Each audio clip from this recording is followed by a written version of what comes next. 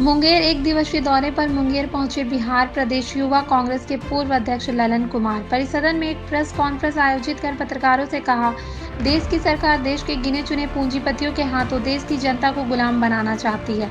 मुंगेर किला परिसर स्थित परिसदन में आयोजित एक प्रेस कॉन्फ्रेंस के दौरान बिहार प्रदेश युवा कांग्रेस के पूर्व अध्यक्ष ललन कुमार केंद्र के द्वारा पेट्रोल, डीजल और रसोई गैस की कीमतों में बेतहाशा दिन प्रतिदिन हो रही वृद्धि को लेकर केंद्र सरकार पर जमकर बरसे और कहा कि केंद्र की सरकार पूरे देश की जनता को चंद पूंजीपतियों के हाथों गुलाम बनाने की कोशिश कर रही है।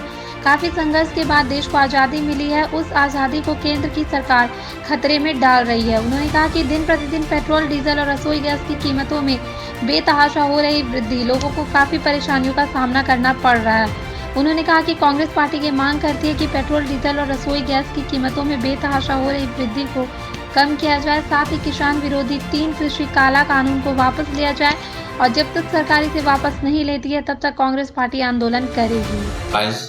सब जगह परिभ्रमण करके उनको निमंत्रित कर रहे हैं कि उसमें ज़्यादा से ज़्यादा लोग भाग ले सकें। दूसरा प्रमुख मुद्दा है जो पूरे बिहार में, पूरे देश के स्तर पर किसानों का मुद्दा है, पेट्रोल डीजल का मुद्दा है।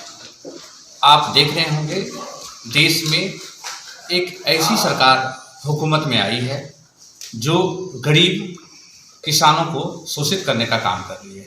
आपने पेट्रोल डीजल का कीमत का आपने देखा, बेतहाशा वृद्धि हो रही है।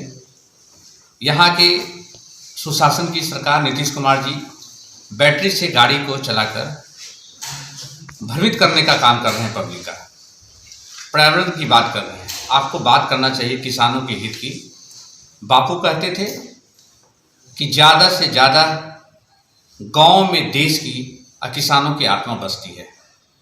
आज किसान आत्महत्या करने पर विवश हो रहा है। कांग्रेस पार्टी ये मांग करती है कि डीजल, पेट्रोल और जो 3 किसान के काले कानून बनाए गए हैं उस कानून को वापस लेना चाहिए और जब तक वापस नहीं लिया जाएगा कांग्रेस पार्टी इसके लिए आंदोलन करेगी और हमारे प्रभारी महोदय जिला वाइज घूमकर इसके लिए आंदोलन कर रहे हैं।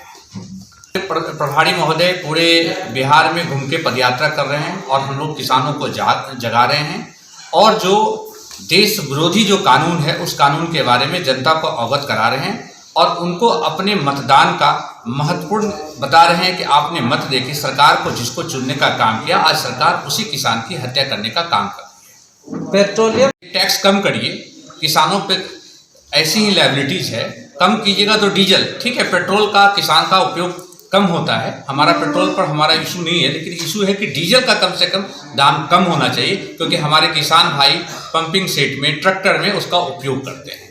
मेरा एक प्रश्न है, जिंदगी पर तो इसके सबसे ज़्यादा असर पड़ रहे हैं क्योंकि गांव में और शहर में गृहिणी गैस चूल्हा का उपयोग करती है। इसके पीछे एक ऐसी शक्ति काम कर रही है, देश गुलामी की ओर बढ़ रहा है। एक समय आएगा कि इस पूरे देश में 3-4 ऐसे परिवार होंगे जिनके पास पूरे देश का पैसा होगा और उस राजतंत्र के तहत देश की जनता हो जाएगी, चाहे वो अडानी के रूप में हो, चाहे अंबानी के रूप में हो।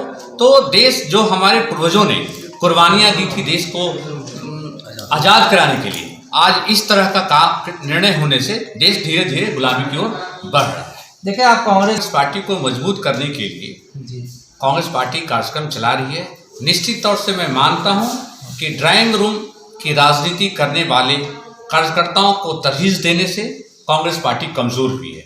जो आम कार्यकर्ता हैं जिनका बैकग्राउंड नहीं है उसको पार्टी ने तरहीज नहीं दिया, ये खुद मैं मानता हूं। लेकिन अभी जो प्रभारी आए हैं वो आम कार्यकर्ताओं के बीच के प्रभारी हैं, इसलिए वो जगह जगह घूम के, प्रखंड और जिलों में घूमकर ओरिजिनल कार्यकर्ता की पहचान कर रहे हैं और उनको न्याय देने का काम करेंगे और ड्राइंग रूम पॉलिटिशियन जो कार्यकर्ता थे उनकी छुट्टी निश्चित तौर से वो करेंगे, यानी ये माना निश्चित तौर से लाएगी। और कांग्रेस कभी भी सत्ता के लिए संघर्ष नहीं किए, हम जनता के लिए संघर्ष करते हैं और जनता के संघर्ष के लिए संगठन को मजबूत करेंगे और जनता को न्याय दिलाने का कार्य करेंगे।